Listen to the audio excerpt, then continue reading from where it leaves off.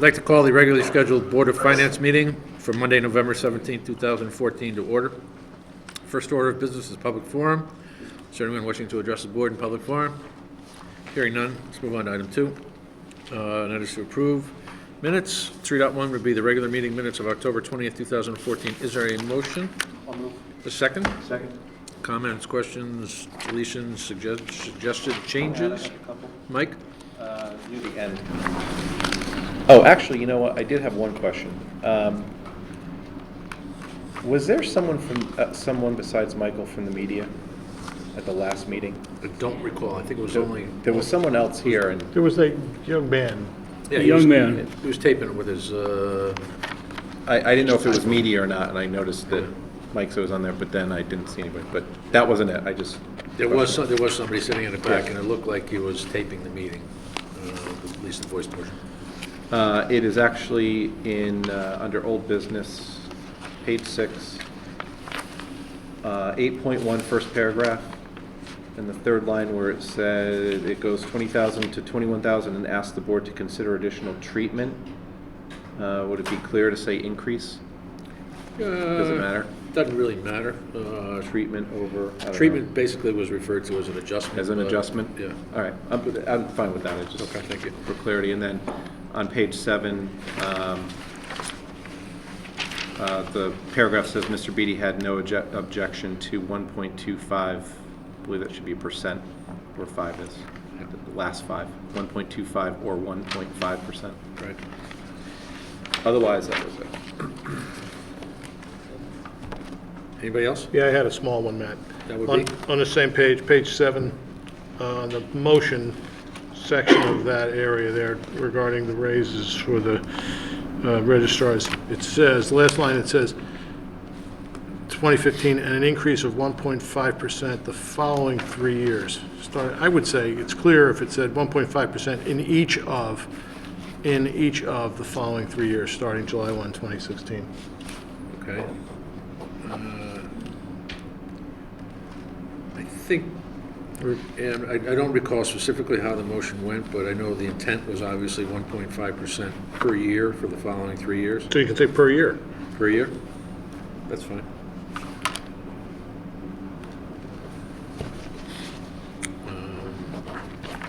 Anything else? Ken?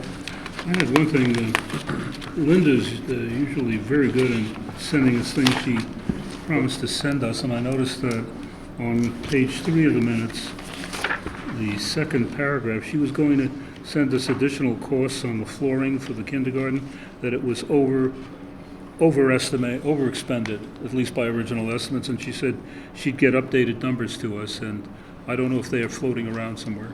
There I don't was, have one with me today, Ken, but I'll get it to you. Okay, there was mention of it. She sent an In email. one of the emails, there was some, She mentioned it. she mentioned it in them? Yeah, it was in, it was part of a email November 5th. she had 3 bullets on that. Yeah, it was the second bullet. There were 6 kindergarten classrooms renovated in the 4 elementary schools with an average cost of $33,000 to $35,000 per room. I may not have gotten that. It doesn't necessarily, it just says what the amount was. It doesn't say what kind of overage or what the budget was, but it just, that was per room. Right. Ken, is there anything further than that you were looking for? No. Okay. Anything further? Call the question, all in favor? Aye. Opposed, abstained, recusals? No. Item 4, correspondence, 4.1, standing building committee minutes, there were none. At the time these came out, apparently there are none still. 4.2, pension committee minutes, comments, questions, et cetera? Ken, you had something Yeah, I had circled? an observation here.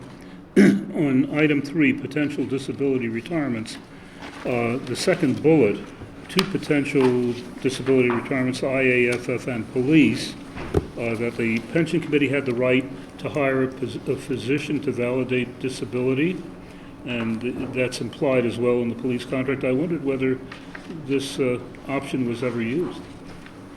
Have we ever? Oh, I know it's been used. I know It has at been least, used? I know of at least one police officer who was pension disabled. This is going back a few years, and I do know that as part of that settlement, he had to see the police physician. There's no issue pending here I don't in this think so. item.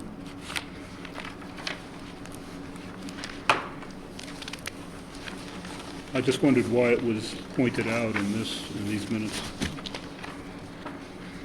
Don't know. Anything further? Nope. Item 5. Except we were missing 3. I'm not sure what happened to that, 2 and 3, but sort of got combined here, so we're really on 5. Review and accept report of expenditures to the Board of Education for October 2014. We've got the big guns in tonight. Good evening.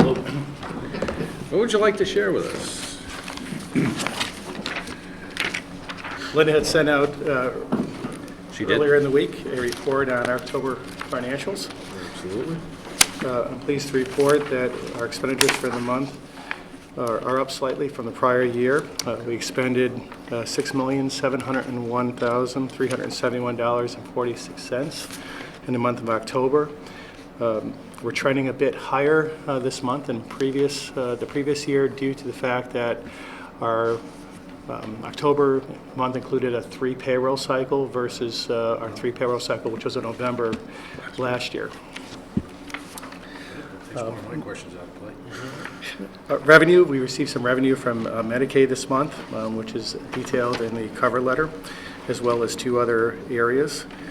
Our employee benefits is trending higher as well, as we have more employees this year in our defined contribution plan. Legal is trending higher as well. As we reported in other meetings, we had a series of negotiations with a variety of different bargaining units this fall, which we hopefully have completed all of them. We've put 3 contracts to bed, so that should stabilize at this point. Good. Very good. And tuition is up. I saw that. And I'm going to have Dr. Freeman speak to tuition and special ed services and why we're trending a little higher than we've anticipated. And Mrs. Brown met with the Board of Education at their operations meeting last week. We have had a number of unanticipated special education costs that are related to students who have either entered the district with pre-existing conditions or students who had spike in their need. I felt it was important to be here tonight because we want to make clear that the concerns with special education are unrelated to any of the work that we have done in special education. The Board of Ed asked the question, are these students who have come back to district from outplacements that we're failing to hold on to? And the answer to that is no.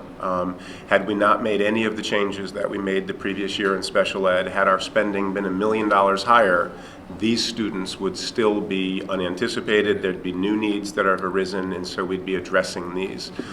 So we're responding to that. We didn't over-reduce last year. They're just students who didn't have these needs this time last year.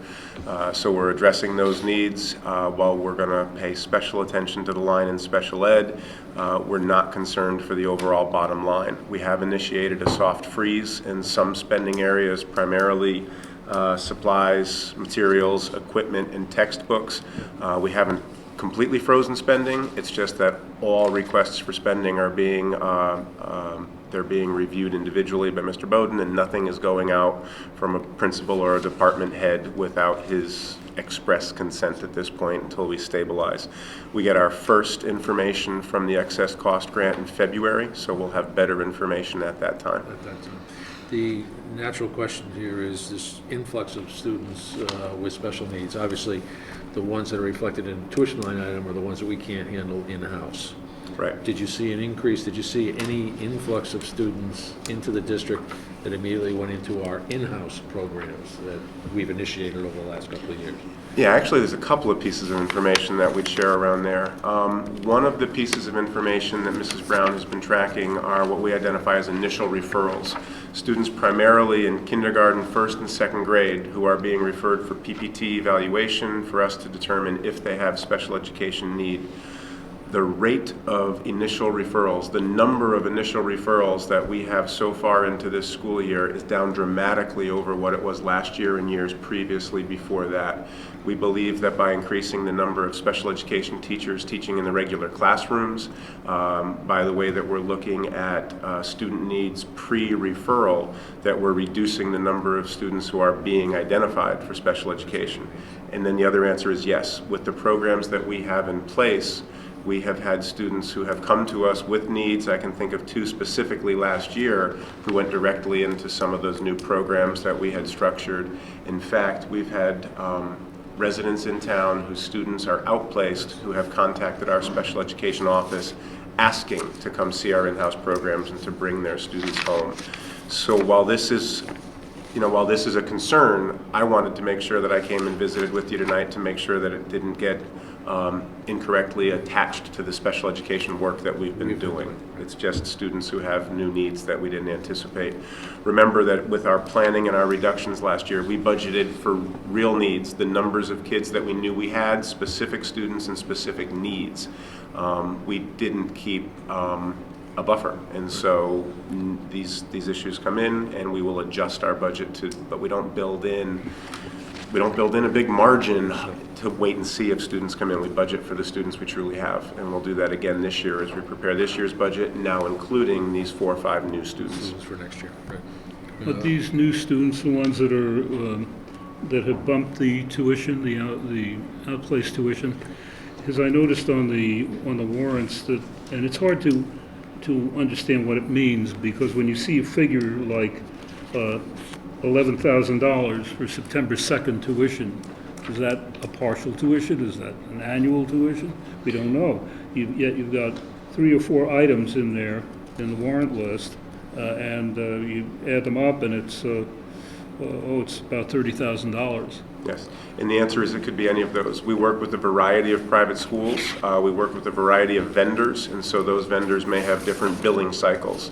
Sometimes tuition might be for a student who's enrolled full-time in a school. We have students who are enrolled in part-time situations. They may spend part of the day with us and part of the day with the vendor. Sometimes those tuitions might be for services that are delivered to our students. Different schools bill by the semester, so yes, you're going to see a number of different numbers that come through the warrant because different vendors may bill us differently. I see. So if you see a substantial number, that could affect a semester's billing? $10,000 could be a semester's billing. Could be a monthly bill. Could even be a monthly bill. Yes, sir. Jonathan? Now, if you're Bill, you just know this question was coming, but is any consideration or discussion underway about ramping up the program and possibly offering it to adjacent towns so that they could take advantage of our in-house program as a service? Yes, That's fantastic. yes. We don't have, it is not a revenue stream at this time, but that is an opportunity that we're looking towards, yes. That's a 2-year horizon, or? Hard to say, Jonathan, and it'd be something that would start small, but yes, it's absolutely something that we do discuss. Okay, I've always thought it was a great direction to go in, so hopefully there's potential there. Yep. I agree with you. We've talked about that at previous meetings, and there's a significant exercise in cost-benefit analysis that needs to accompany a decision like that. At what point do you start taking seats away from potential Guilford residents, students? And at what point does the tipping point come where you have to significantly add staff to accommodate 1 more student or 2 more students, for which the tuition reimbursement from another town might not cover those additional expenses? So I know you guys have talked about this before, there's a fine balancing act between ensuring that there are spots for Guilford students and then doing the cost-benefit analysis of what's going to push us over the threshold to add additional staff. Which is also part of the conversation. So the answer is yes, there's a lot of discussion about it. It's great. Did you have anything else before we get into? Just wanted to point out on page 2 of Linda's report, under capital, you'll notice that and you probably noticed on the spreadsheet that our site improvement line is considerably higher than it was at this point in time last year. And this is due to the encumbrances we've made for the high school antenna project, which Paul can speak a little to. Yeah, Scott's in the room, but this is part of this is related to the new high school, but it's a component of the new high school that we are responsible for bringing into that building. It is related to health and safety. If you've ever been in any of our buildings, you notice that most schools are built like bunkers, and it is difficult to get radio and cell signal in the building. Working collaboratively with our local police and fire. It's not a code requirement that is a requirement with this building. It will be in the future moving forward. So it is a repeater component that is going into the new high school.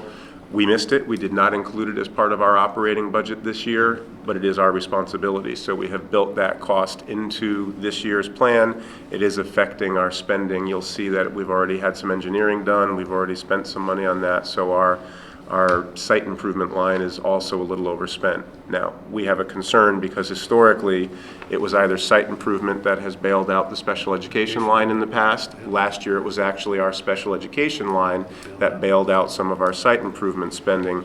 So we are taking careful steps to monitor both of those lines this year. Again, we don't have any concerns for the bottom line at this point in the year, but it's very early in the year. We're already close to spent, so we're watching our lines very carefully. I have two other line items. Mike, was your question germane to that? If I could, Go ahead. yeah, very quickly.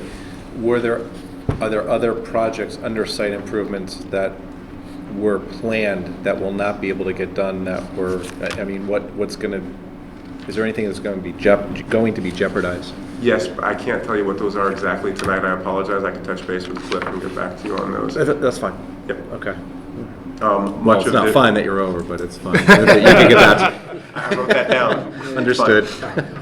Thanks. Okay. Two questions. One, legal is dramatically higher than last year. It's about, and it jumped a lot in the last month. Yeah, we just finished negotiating three contracts, one of which included some mediation, and so at this point, that spending, or at least the rate of that spending, is done for the year. Well, that's pretty much. We have done. no other negotiations that are pending for the balance of this fiscal year, so the bulk of our legal spending is done at this point. And professional development, that's higher than last year at this time as well. That has to do with the calendar we built this year. The school calendar this year was designed to have us out very early, again, to maximize the length of summer because this is our high school move, so much of our professional development was front-loaded. We only have one full day left in this calendar year. Good, thank you. Lou? I have a question, I think may circle back to this antenna issue that you mentioned. On your board minutes from October 14th, there's discussion concerning approval of network Wi-Fi and phone system bid. Is that part of that same spending? No, Is that no, something that's different? unrelated. That is actually similar to the FF&E list. We needed to put together the furniture, fixtures, and equipment list, which required approval by both the board and the BC. This is essentially the technology component of that FF&E list. That is completely under the BC spending, but it required approval of the Board of Education before the state would approve it. Okay, so that's part of the budgeted spending for the high school. Correct. There's one item, though, in the minutes that I was curious about. It said network wireless support at a cost estimate of $75,000. I guess I'm curious over what period of time that is and how much time per unit that they're actually paying. You know what I mean, per month? I mean, do we get 10 hours a month, 100 hours a month? So there's a very smart technology guy in our committee who I trust implicitly and know very little about what that would be. I'd have to check with Bill and get back to you on that. All right. I'm going to suggest some of that is licenses. You're talking about wireless network, licenses and software support for upgrades, et cetera, is a rather common component of these systems, some of which are web-based, and there are licenses involved with that as well. So, but we would appreciate some Yeah, that would be- clarification. I guess I'm just curious if there is some period of time after which everything's installed that we'll have access to people to help untangle the inevitable problems that are going to come up, and what period of time that is. Most projects this size, what we do is we buy it for a year. That's a typical warranty period, and they would cover that for the warranty. But I would have to check. I'm not positive if that's the case in this situation. Yeah, I think the word support is the key word here. typically support for infrastructures like these falls on the incumbent or the buyer to maintain and fix those, or adjust the wireless network, those kind of networks. But support here traditionally, from some experience in the industry, usually has to do with extended warranties, software support, and software upgrades over a period of time.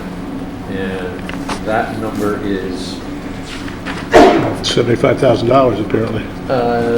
licensing in the The su- in the the su- software business. The support is- Licensing support is usually 20% of capital cost. Right. So that number's not way out of line. Okay, all right, well, you had some information on that. That's helpful, but I'd really like to see the follow-up, that'd be great. I did have one other thing. Certainly. The operations committee held a meeting, and I think this is great, getting the budgets off the ground early, getting public input, and looks like it lasted 25 minutes. You had 3 people, which is great. It's better than it's getting the process started. And one of the questions, though, is how to notify non-parent members of the public. I mean, I understand that, like, a meeting like this would be posted on the school calendar, on the website, right, the topic? Yes. The subject of the meeting. At what point is some budget information available to people now? So the board begins their budget conversations about this time every year. We have posted our budget calendar, so that is available. There'll be information about the budget available in each series of minutes that go out. The first meetings where we really solicit public feedback again, I believe, are January 26th and 27th, the public hearings. We don't, beyond the meeting minutes and materials that we may bring to a meeting to share, we wouldn't post any specific budget information until the board adopts their budget. So we will prepare an in-house budget, then when the board adopts it, we will post that budget on the board website. That will remain there until the town meeting is set, at which time we're required to strip all information about our budget from our website. It can't be there after the town meeting date has been set. And usually, we will record one GCTV program to highlight sort of the big points in the budget process. That usually happens, I want to say, around February. But not to pile up on your day, but I mean, if somebody had a particular question, that your phone still works, right? You call the office, and yes, and one of us would be happy to speak to anybody with questions about the budget. Yep. Okay. Just for a minute there, Lou, I thought you were asking Ken's annual question. When we have our first subcommittee meeting with the Board of Education. We don't have a figure for you at this time. We're all rehearsing our roles. The scripts got crossed out. I have one question, in looking at the, back to the Board of Education meetings on item 9, where, so I think Lou was talking about here also, the network Wi-Fi and phone systems, and Mr. Mitchell and Mr. Larrea, who made the presentations. I'm always, I guess, experience tells me to get a little uncomfortable when I read the sentence, "He is very comfortable with the bid document as presented." Does that mean that we're not going to have any surprises in this? This is not going to be doubled in cost and so forth? We don't anticipate any surprises. Our experience with the building committee is that our contractors did a great job with the FF&E budget. It came in very favorably. We've got confidence in Mr. Mitchell. We've got a great deal of confidence in Mr. Larrea, who is a contractor brought to us through Taisu Kim Partners. I share their confidence. I think that it was a well-designed bid document, and I'm not concerned that we're going to be that far off the mark. Now that I've done my homework, which I shouldn't, which I admit I did have the paperwork, and it just escaped me on the course on the new flooring for the kindergarten. Going back to our minutes, $40,000 was spent on new flooring, and when Linda Trudeau gave us the supplemental figures, it now came out to $35,000 per room, times 6. That's considerably more than 40,000. I'd have to get back to you.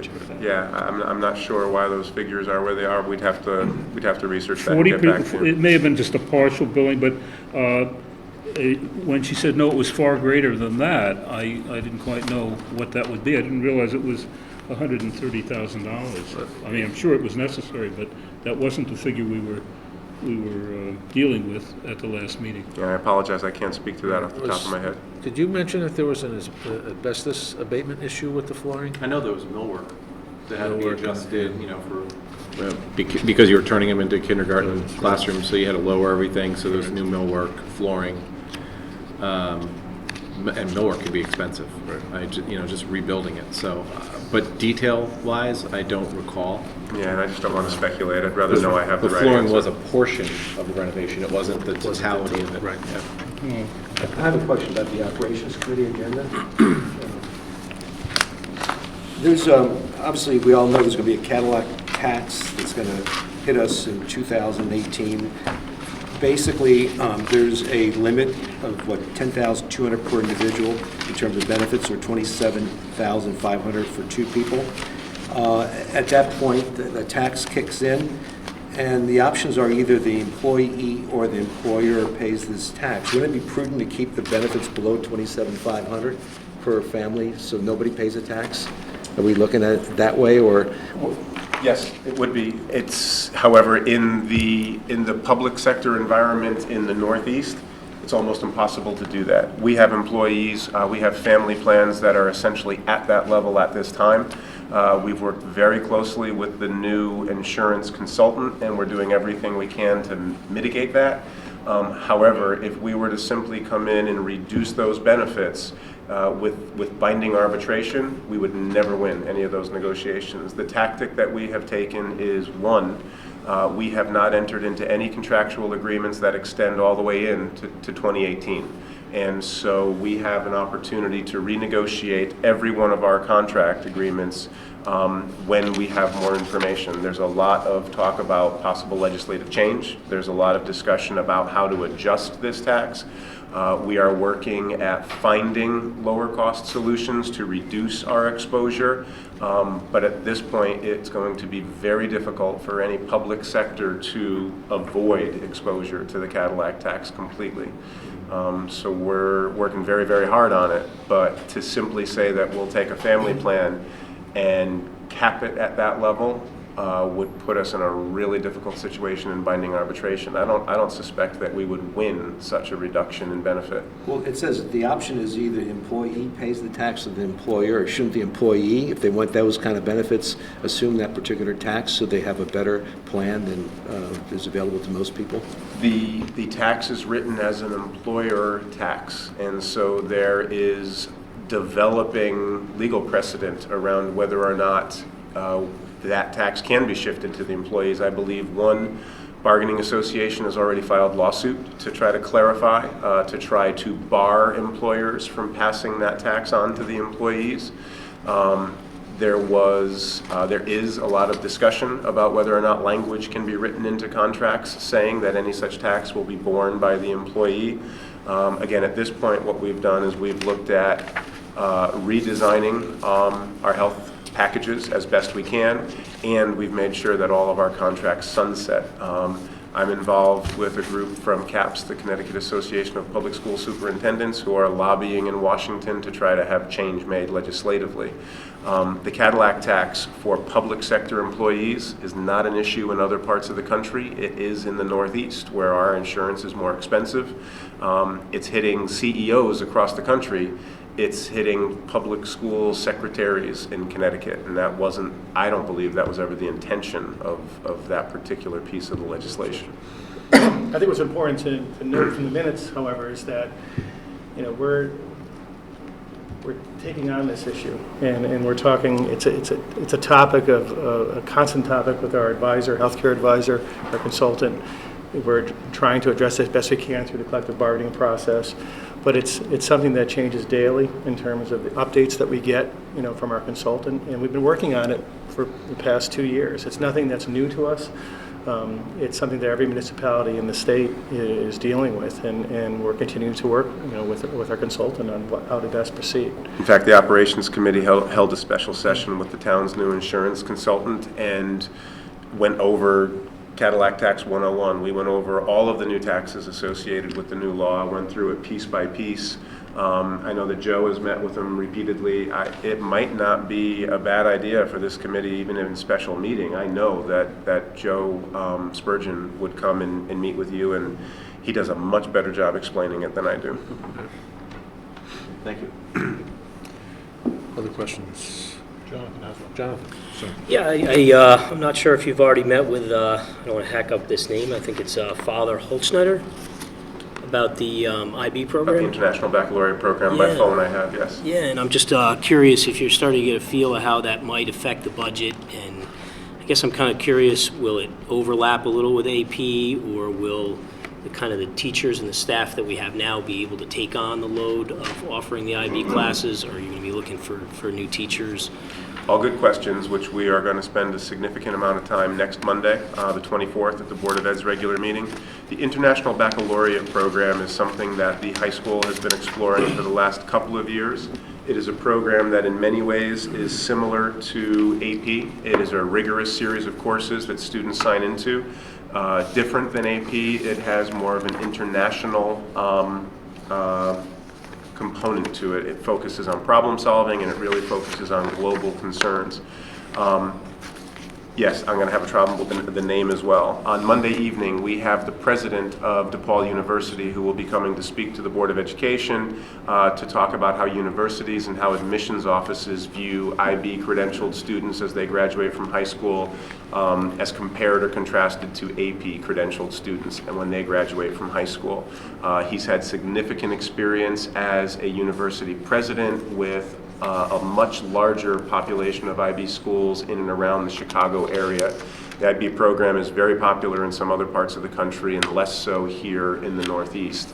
It would overlap with AP. The best way, in my mind, to think about it is currently at the high school we offer level 1 classes, honors classes, and AP courses. And if we have 1,100 students in the high school today, some of them move into all of those classes.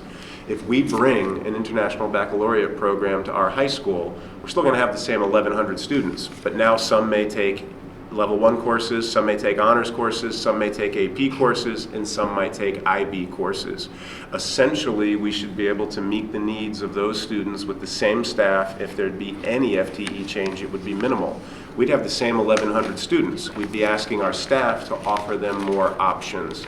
In some cases, IB classes and AP classes co-seat. You can think about it if ever in your college experience you ever took a class where there were graduate students and undergraduate students in the same class. I studied the Canterbury Tales as an undergraduate, and half of my class was made up of graduate students. We did the same reading, we engaged in the same discussions, but we had different assignments outside and different expectations.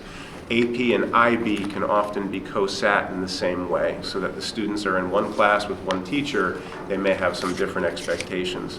Budget impact would actually be fairly minimal. What's going to be interesting for our community is that it's a cultural shift. It means offering something more in our school. There is some tension at times between the AP population and the IB population, but next week will be an interesting meeting as we continue to talk that through. The Board of Ed has made no commitment to the IB process at this point. It's something that we're exploring. It's something that we're discussing. I don't know if it will be part of my budget recommendation, and I certainly don't know if it'll be part of the board's recommendation at this time. Next Monday night's going to be an important evening for us. Sounds positive. I had a couple of questions. The first of which you mentioned earlier that we had to hire additional special ed teachers. And I also saw in the meeting minutes you did hire two, one at Guilford High School and one at the Leet. Were those the new ones, or were they replacements for somebody who retired or didn't come back or resigned? Those are replacements. We haven't added any significant Okay. special ed staffing as a result of what we discussed. Those are all tuition costs Those are that we were tuition. discussing. Okay, just wanted to make sure of that. I also had just a comment on the invoices, and I know Ken pays close attention to the tuition line items, but the invoice description is very helpful to me, particularly when it relates to those tuition line items. ACES, for instance, is the top of the list. dates and how many students are involved. So I think that without compromising any confidential information, I think that level of detail is very helpful to this board. So I just wanted to pass that along as thanks for adding that kind of description into the document. Jason and Linda have been working closely I with know the that. operations That's- committee. I know they've talked with you about it. Yes. Thank you. We appreciate the No, feedback. the recognition is deserved, so. And I still want to say, and I say this virtually every meeting, that, we're always welcoming, comments as to how we can improve the reporting to you. So, at any time, if you want to call or email, I'm certainly willing to entertain it and do what I can to make it easier for you. I have a question, this might be outdated, about some open positions. I think you're a little, maybe last month, you were still looking for a math coach and some paraprofessionals, I think. A math coach right now, and we have pair openings because of some resignations. Yeah, we've had para openings only because of recent movement. We still have one certified teaching opening. We created a math coaching position for grades 6 through 8 this year, and we have been unable to find somebody who meets our expectations and is a fit for that position. Part of our concern is that the position was created late last year. We missed the ideal hiring window. So as we move forward this year, we will either be out on the street as early as February or March looking to hire this person for the upcoming year, or we may put some consideration into restructuring. It's a difficult position to hire for. We're looking for 7 through 12 math certification and somebody who has experience leading and doing professional development with adults, and that is a difficult combination to find. Is that offsetting a little bit some of these unexpected special ed costs? If it remains unfilled for the rest of the year, it would, yes. Okay. Well, yeah. Go ahead, Ken. Yeah, and, item 8 of the, I think it was the Operations Committee meeting minutes, yeah, of October 14th. There's a reference to Mr. Gurnham providing a capital plan for the next 6 years. I think we've seen capital plans from you for a 5-year period. Will you have a capital plan ready for us to look at in December? Yes, we are further Is ahead. that going to be a 6-year plan? It's essentially a 10-year plan. We've broken it out annually for the See first. that? We've broken it out annually for the first 5 years with a bucket that goes. We give you a 5-year plan. I know. Yeah, have you seen their 5 years yet? He's giving us, promising us 10 years. Have you seen their 5 years? No. Thank you. You've seen us for the last 5 years. I would think your 10 years largely structured around the study that we had Absolutely. done This- a couple The of years reason ago. we Thursday have was, this yeah. is because of the needs assessment we conducted last year. I'd like to follow up on that, if you wouldn't mind, in that same paragraph, that most of the 2015 capital plan will focus on final security upgrades at Melissa Jones at a cost of $1.3 million. Pretty big number. Is there any news on that front? Yeah, I'd be happy to share with all of you. Last year during the budget cycle, the taxpayers of Guilford recognized the need to improve security around our schools and agreed at referendum to do that essentially at all of our schools. The high school is already being addressed. Cox School has already been taken care of last year. So essentially saying that we need to look at all of the other locations and make sure that we upgrade it. It was a significant request at referendum. Mr. Gurnham and Mr. Bowden, through their office, put together a grant request that was put in time for the second round of security grants. And we're happy to report to you that the state of Connecticut has awarded us $823,000 in security grant funding. Because this community saw the need and addressed the whole need, we were able to draw a significant grant amount. Other school districts that tend to be our size received about 1/8 of that figure compared to the figure that Guilford brought in, because we chose to do all the work immediately, and the funding is only, if we had done this one school a year for 5 years, the grant wouldn't have existed 2 or 3 years from now. So that'll go to offset the investment that this community made through that bond request at the last referendum, and it's great news. And I very much appreciate the work of Mr. Bowden, Mr. Gurnham, and everybody in their offices in getting that grant completed and so successfully received. If I could add to that cost, though, issue, is that Jones is the most complicated. Also, I believe, the other schools were all addressed, but Jones had cost issues because of configurations and things like that. that- Jones fell out of that original request Yeah. because it expensed itself out. It's not easy. No. The school was built in a time where the front office didn't, by necessity, have to be connected to the front entrance. And it is not as easy as reconfiguring doors and changing glass, which is what we did in most of our other schools. Jones will require some movement. Classes will have to be relocated. The office will be relocated. That's the reason we need to come back this summer to ask to finish the job properly, and that's the number for the figure you see. Thank you, Mr. Ailes. You know, I can't recall, and this is just a question, did it include a lockdown system too? Yes. It includes electronic security around the perimeter. It includes an automatic lockdown system. It includes hardened entrances, better control and sight lines around those entrances, and increased camera systems around those areas as well. One last question for me, and I promise it is the last one. On that same Board of Ed meeting minutes for the October 14th, item 9.6, receive for possible action, recommendation from Policy Committee on graduation requirements. I don't know if I was the only one who didn't get it looks as if I'm missing a page or something. So I go from 9.6 to 12. But I was most interested in the change for the graduation credits from 22 to 25, and then community service hours from 20 to 30, starting with the class of, and then the pages are missing. The incoming freshman class. So any students who are currently in the high school have an agreement with this high school. They know what it takes to graduate, and we're not changing that deal. The incoming the current eighth graders, incoming freshmen, however, will be the first to have an increase in graduation requirements. It's worth noting that over 75% of our students already meet the threshold to which we'll be going. Yes. Anything further? I have a couple. In the warrant report, page 4,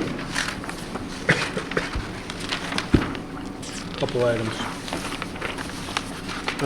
About 6 items down, maybe, there's a $11,000 bill for the Connecticut Water Company. It says Leet Irrigation, and then it says change in watering plan. So $11,000, just, I mean, these numbers are a lot, and I know, if that, I don't know if that's, I guess, a question we all, is that, periodically we're paying $11,000? Is that paying in 6 months? What is that? I don't know the time frame. That was in result of this particularly dry summer that we had. Parks and Rec increased the watering cycle on those fields at Leet. So Park and Rec maintains the fields, but we own the meter. So when they changed their watering cycle, we picked up the increased cost of that So that water. change, that's just additional information provided to explain why that spiked? Correct. Correct. And I believe that runs from June through September. That's all the soccer fields down there behind Yes. Lee? Correct. Okay, Exactly. okay. And then on that same page, there are a number of Dell computer warrants for Chromebooks, but there's one item in the middle for 70, I mean, they're all $13,000, they're all broken out, which actually is a lot, so I'm not sure what that is. And then there's one for $78,000. What are all those items? What are Chromebooks? Well, they can't be $13,000.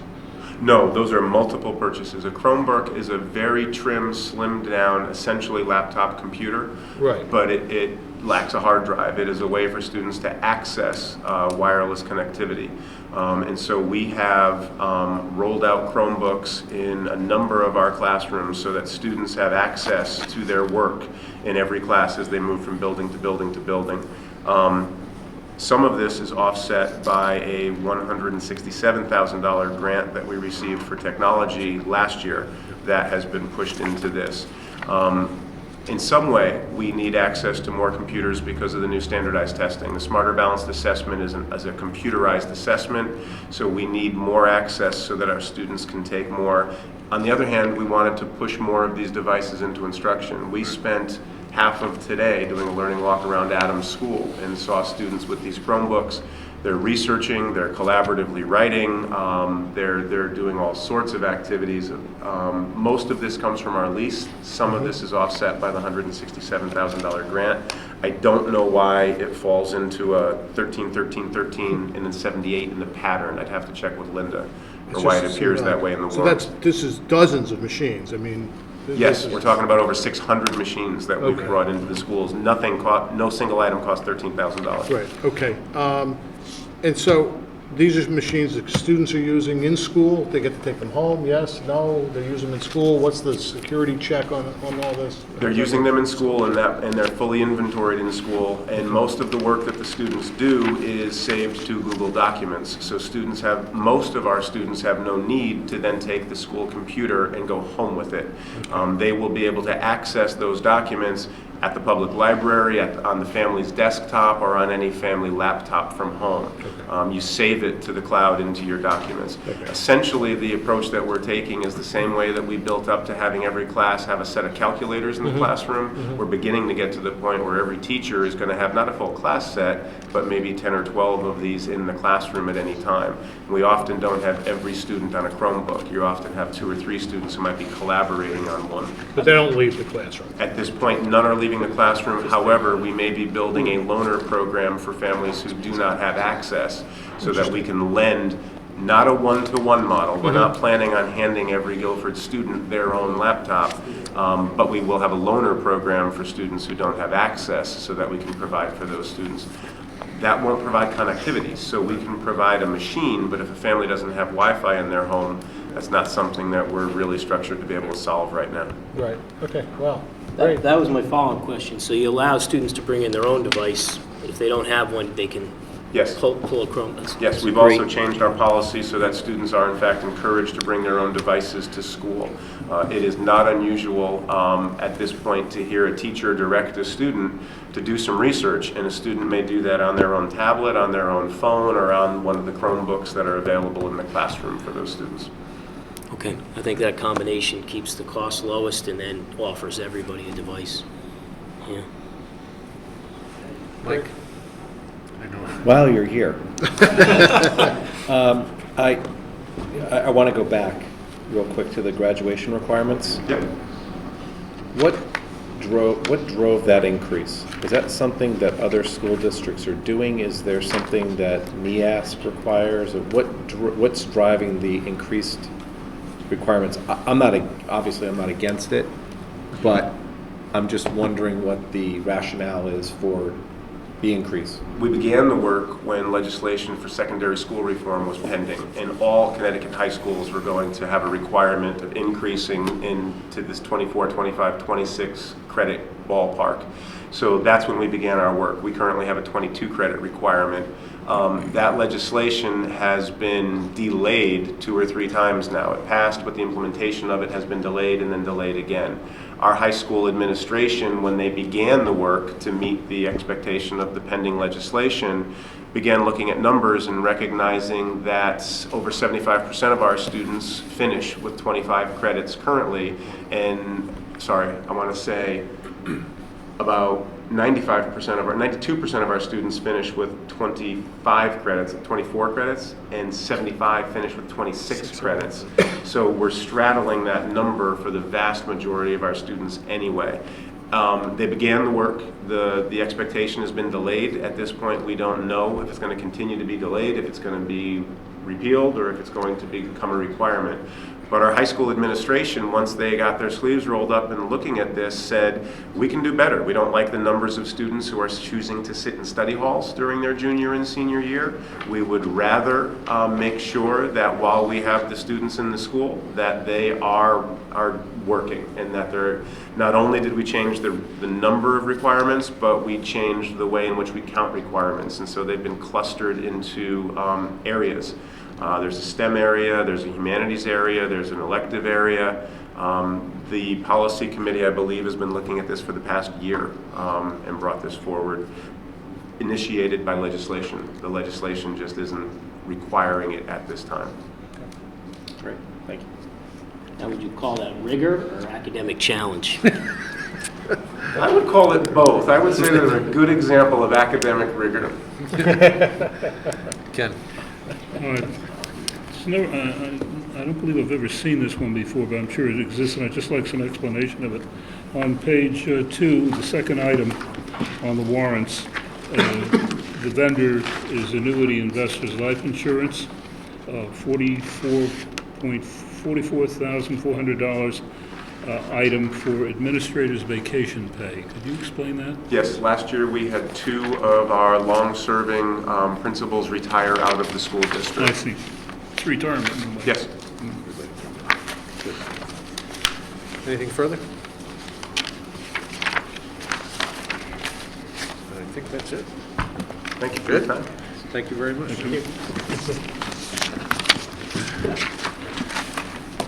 Is there a motion to accept the report of expenditures for the Board of Education for October 2014, the amount of $6,635,653? So moved. A second. Second. All in favor? Aye. All opposed? All abstain? Any recusals? None. Thank you. Item 6, review and approve the report of expenditures for town government for October 2014. Sheila, it's showtime.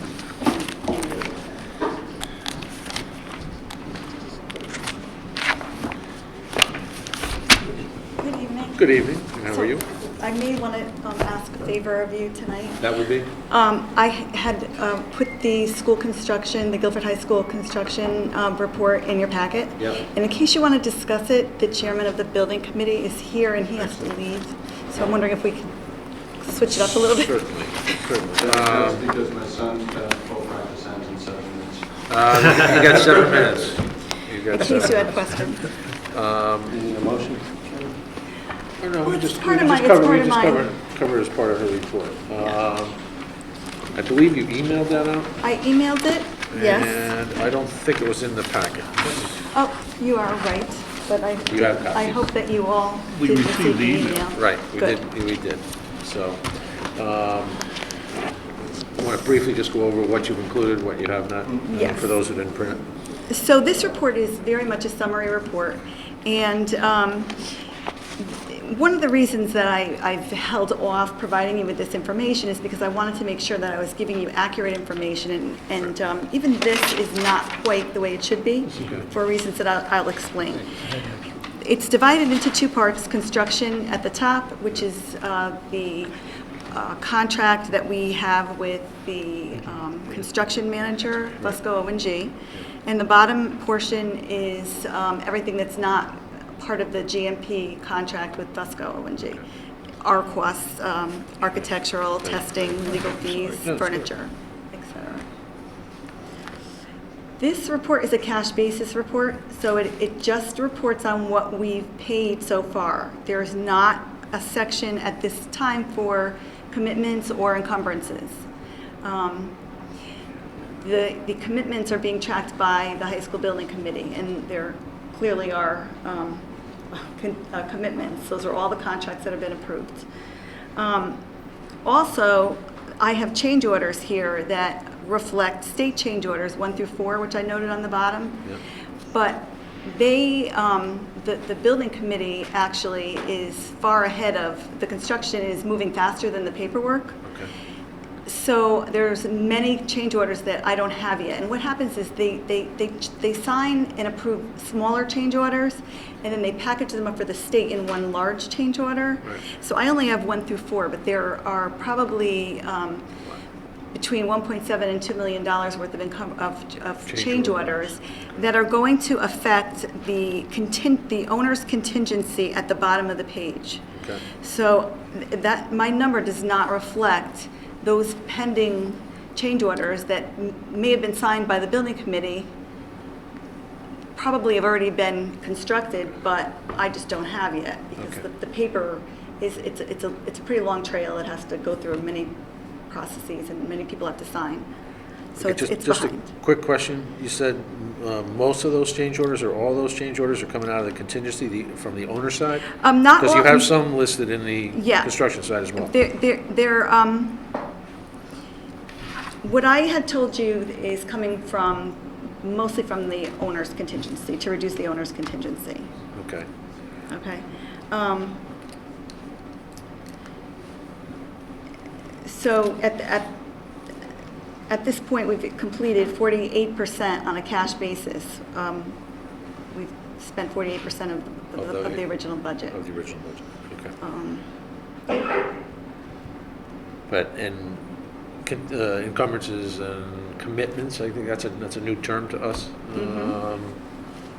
Probably bring that number substantially higher, I would suspect. Right. Is this typical for where we are in a project of this size? Is it, we're a year away, we're a year plus I into think it? that's probably something that someone An more- expert could An talk to? expert, I don't know, did Scott? Go ahead. did Scott. Scott- It is typical for us to be in this position at this point in the timeline. It was almost a disadvantage to be coming in under budget. It gave us an opportunity to take a fresh look at a couple of things and try to incorporate some things into the building that we didn't plan on. So, straight comparison, we may look like we're spending a little bit more out of our contingency right now than a typical project, but it's because the project team, the architects and the CMs put together a good package, and they came in under budget and allowed us to be able to do that.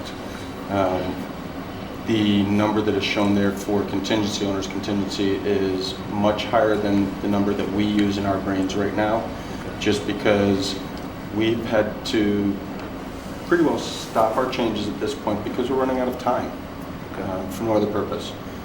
Project's on time, it's under budget, but we are full of work for the amount of time that we have left to complete it.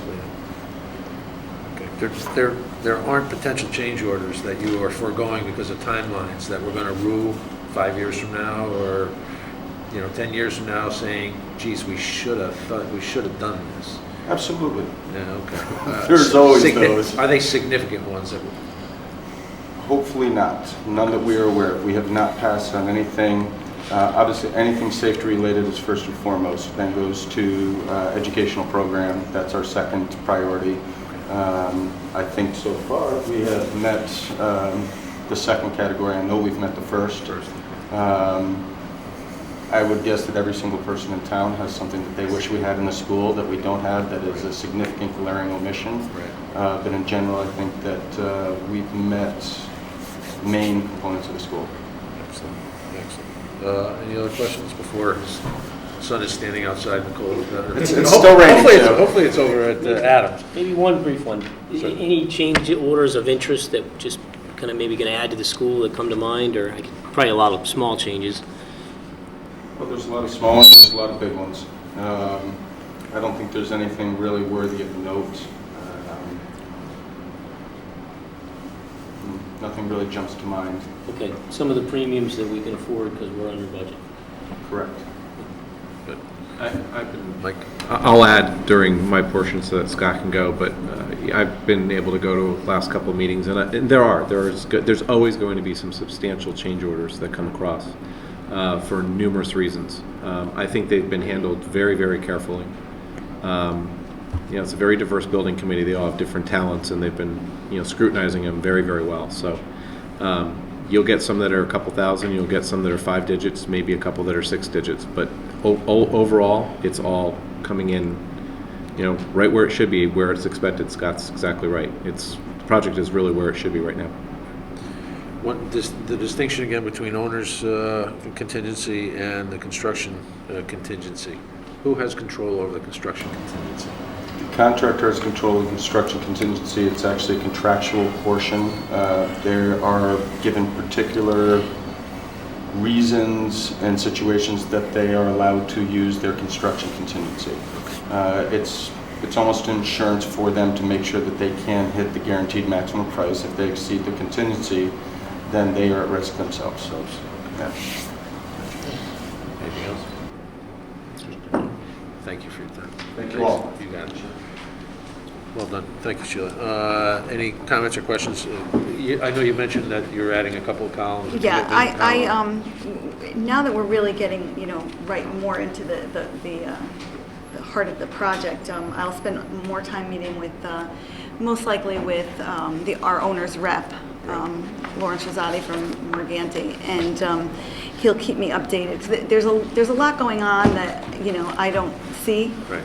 I only can report on what I get, and that's the state change orders. So we're gonna stay more in tune with what's going on, so I can give you a little bit more up-to-date information.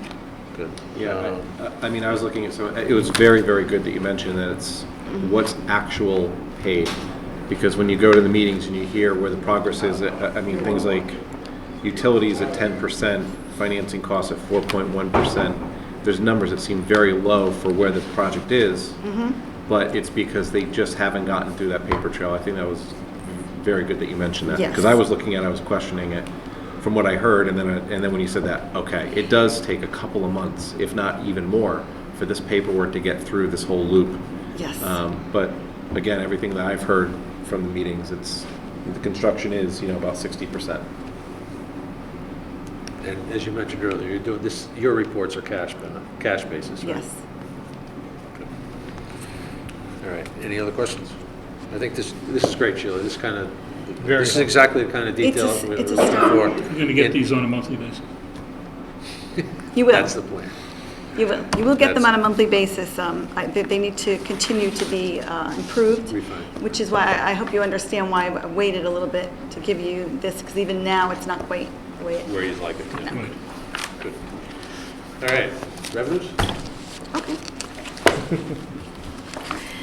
All right, so at the end of October, we have received 54.1% of our budget compared to 52.2% last year. Just about every department is where they should be. There's a couple that are just under, and they're really not material at all. Most are over. Fire department, remember, they say 27, it says 27. They should be at 25. Great. The same with youth and family services, Month of although they arrears. are even over, they're ahead. Yep. Tax collector is also ahead of where they were last year, 54.5% collected, 53.1 last year. Yep. Quick back of the envelope calculation, the difference between the 54.1 and the 52.2 is about $150,000. Right. So it's substantial if we continue on that trend. Yes, it is. That's over last year, and last year we had Had a banner year. a very nice revenue surplus as well. So, Exactly. I think that you inquired last month about the state revenue, and it's back to where it should be. Should be. Recorded, Good. just a timing issue. Right. Questions? Just one quick question. Good. Obviously, it's glaring, but it's on the engineering and public works. I looked at the background sheets, and it seems to be that is in road inspection. Yes, and it has to do with DDR and the different permits that they're... There's been a lot of work Yes, around town, and yes. but there's also been increases, it looked like, in engineering, public works, and expenses. A little bit, not to this level of percentage, obviously. 'cause it's a Yeah, big and number, I'm but- not quite sure if there's any I don't know if there's any correlation between the correlation two. or not. That's a good point. I could Yeah. look into that. The difficulty is we have so much encumbered in public works, Yes. it's tough to take get at that. Sheila, I continue to be amazed at the percentage of the finance department's revenues. I know, I'm very pleased. It is. I don't think that we want to increase it though for 16. I'll leave I wanna that exceed my to, budget. we'll leave that to Joe. 10-year bond. Building department, and this is a question, and again, I get into trouble when I start trying to cross-relate documents. The building department revenues to date of 127,000, and then I go to the New home construction. report of the building official. So my natural assumption is there's revenues, other revenues under the building official, other than, under building department revenues of 127, other than what's reflected on the document we get from, that shows the building permits, et cetera, because I only see about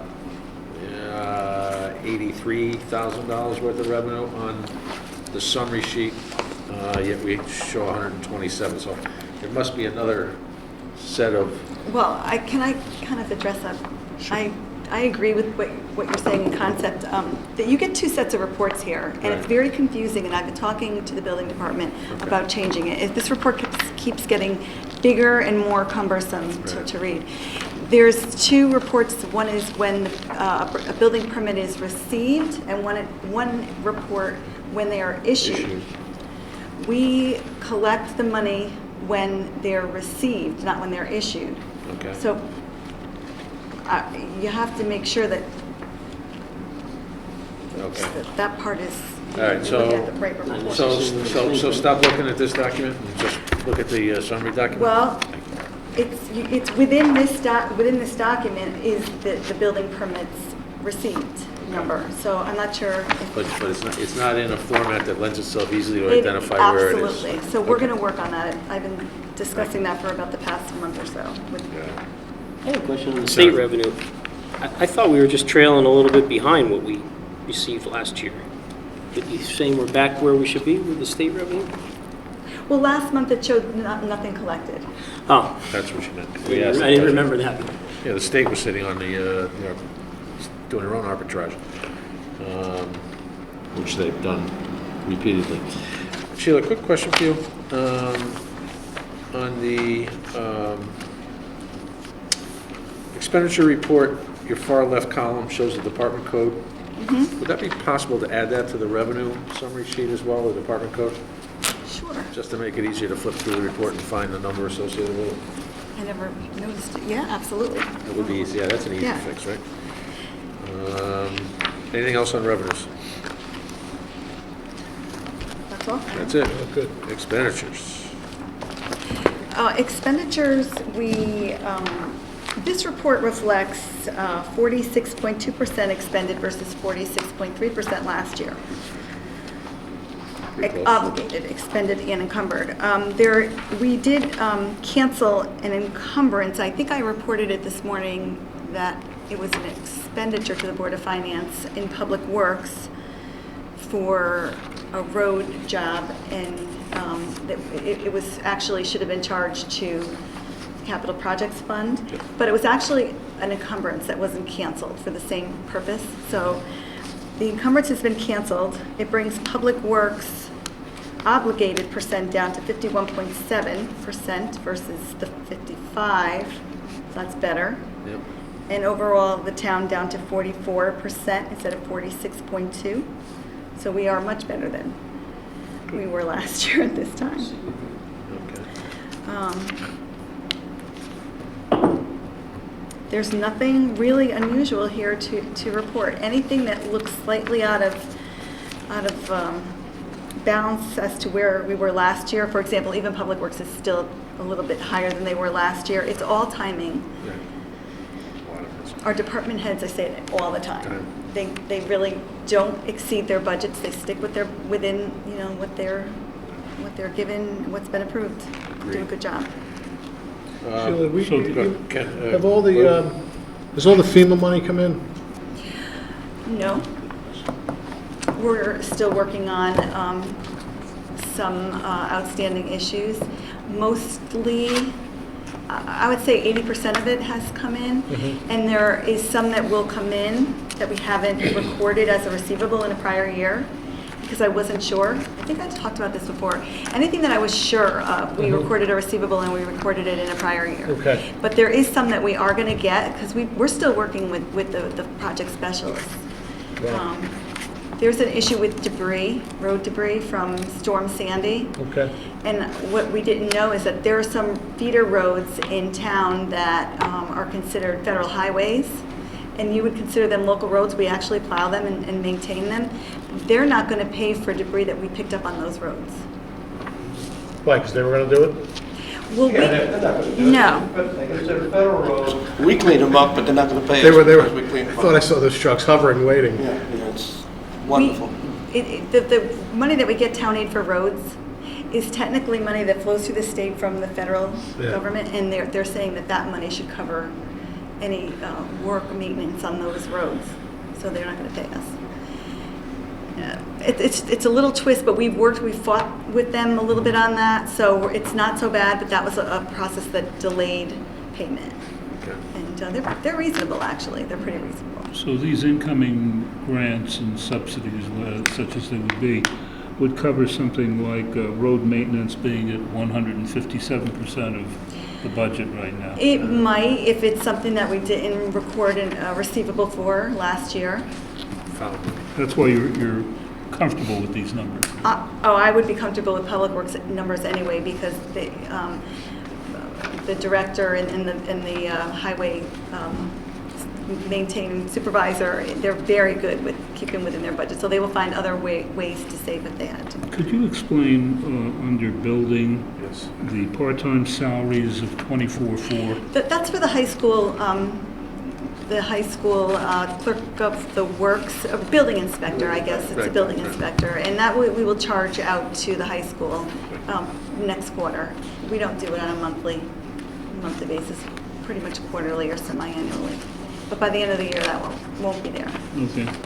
I have a question. I think Lou brought this up a while back about the fire hydrant rental. Utilities, generally, they're allowed to have a certain kind of profit. You know, it's based on their expenses, and they could get a certain return. What is I'm not quite sure, how they derive this, because your budget for the rental of the fire hydrants at $434,000. Now, how does the water company, Connecticut Water Company, how do they establish that rate? Does it has something to do with profit? It's not really a rate because that is not for water. It's for the expanded pipe for the water to go through, and it's on they call it an inch-foot calculation. So it's actually a fee for the larger water pipes that go to the hydrant. So I'm not quite sure how that's regulated by DPUC. I know they are. Everything else is, as far as the water itself, but I'm not sure about that. I don't really think that is to the extent that the water is, because it's an infrastructure charge. But there's no option. Basically, they just say, this is what you will pay, and you can't really negotiate that rate. No. I could look, I get a letter from Connecticut Water Company every year that explains the charges. So I could look at that again and I'll send it to you. All right, that'd be interesting. Yeah. They will be the last of the utilities to be fully deregulated. The water company will be the last of the utilities to be deregulated. Energy's a little easier. Well, there's not too many people who are going to be pounding their way into the water company business. Exactly. Exactly. Lou, you have a question? No, I'm all Oh, set. all right. Sheila,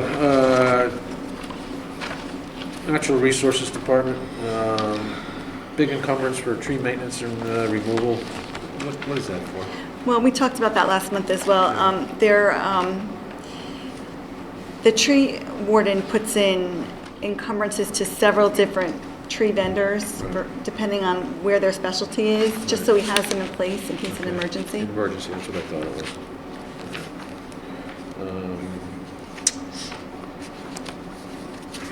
And I have one more. It was on page.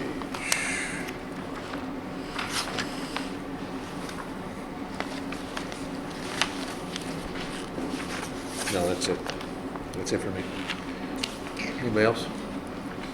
It's warrants at that point. Warrants would work. Go ahead. What's that? Yep.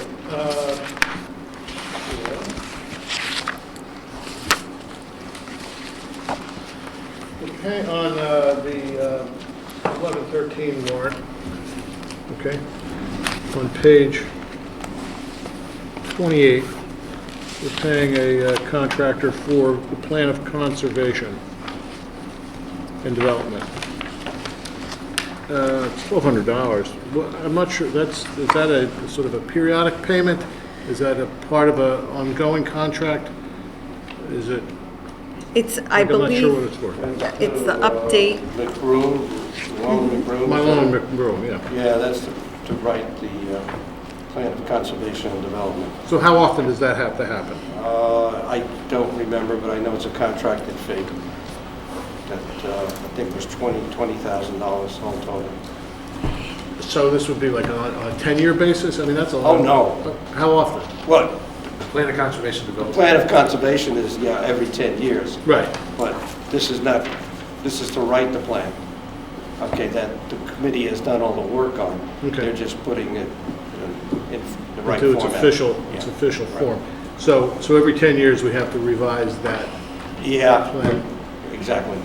Do we have to? Is there some mandate to do that, or is it just good Yeah, planning? no, it's state required. Okay, so that's part of a $20,000 Right. contract that we'll see every 10 years. That or was, so. that was in our 2015 budget. This year we hired consultants to do it though? Yeah. I think the last go around we did it a Actually, little more if economic. the committee did a tremendous amount of the work behind it. This is just to write the plan. Most towns would spend close to $75,000 to $100,000 to do the plan. But because, like I keep saying about all the volunteerism we have in this town, we saved a tremendous amount of money because all of the preparatory work and the meetings and all the groundwork was done by the volunteers. Wow. So this is just to write the professional plan.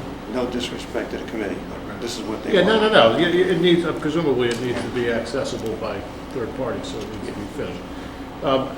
On the next page, actually, page 29, there's an item, again, every once in a while something just jumps out at you, something called a police training suit for $1,000. I can't even imagine what that is. I couldn't tell you exactly what it is. It's a but dog? it's- Pardon me? I'm picturing like a dog training or something, like one of those things that It's one of dog-proof those super, suits. it's one of those super uniforms. Did you say it was a suit? I can't find it. It says suit on page 29. Yeah, it's probably a protective gear and a little bit of history. A lot of our workers' comp claims in the emergency services, particularly police, have occurred during training. Yeah. Guys get very aggressive in training, and so we've had to scale back and how much intensity the training gets. So the police chief has been very proactive in trying to reduce the workers' comp claims with the other chiefs in the area, and I just got to assume that this is protective clothing that they wear to lessen the workers' comp claims. And so far, it's worked. Okay. Can I comment on that too? You Yeah. have to be careful that this might be more than one suit. Yeah, that too. I'm not saying this is Oh, just one, okay. Okay. But we'll get the full details here on that. Yeah, I just curious, I mean, it jumped out So at she you. might not have had enough room to put the S at the end. That's the problem with sometimes with your software. It doesn't allow you to give, Ran out of you only letters. have so many characters to, It could be an Armani suit. it'll be more than $1,000. She's gotta look at it. Best looking force in Did you have a town. question? No, you're, okay. Ken? I have one on warrant on page 20, on Human Services, the allocation for the Guilford Center for Children. Two questions. First, is that an annual allocation? Yes, it's, Human Services. It's the annual allocation. it is, yes. Do we know how many children are being served by the Guilford Center? Well, we did know when their budget was presented, they presented us with that data. I don't remember offhand. I can get that for you as well, if you'd like, from the budget. This is only Submission. one avenue of funding for the Guilford That's Center for for daycare. Children, right? If I understand this, though, you do try to pick the charities for Guilford residents as best as possible. Right, and that's done by the board of the Human Services Board. Yes. Anything else? Sheila, I know we jumped on the warrants, but I did have one other question on expenditures. And that was under the tax collector expense for motor vehicle. I see we've expended 98%. What?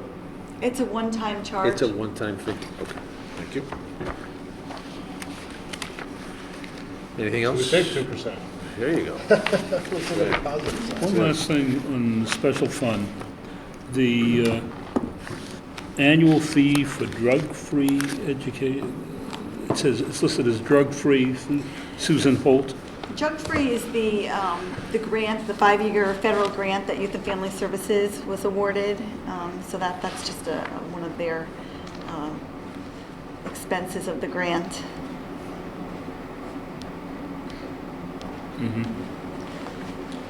Do you need me to get more detail on that? Yeah, I'm just wondering, It's a program put on by Youth and Family Services on, a $6,200 program. Yeah, I don't know, well, I don't know exactly what Susan Holt does, but I can find out. But that's part of, an activity of the. and that's paid out of grant money, right? Yes. Yeah. Right, when it says drug-free, that just means the drug-free grant. Right. Anything further? No, I'm,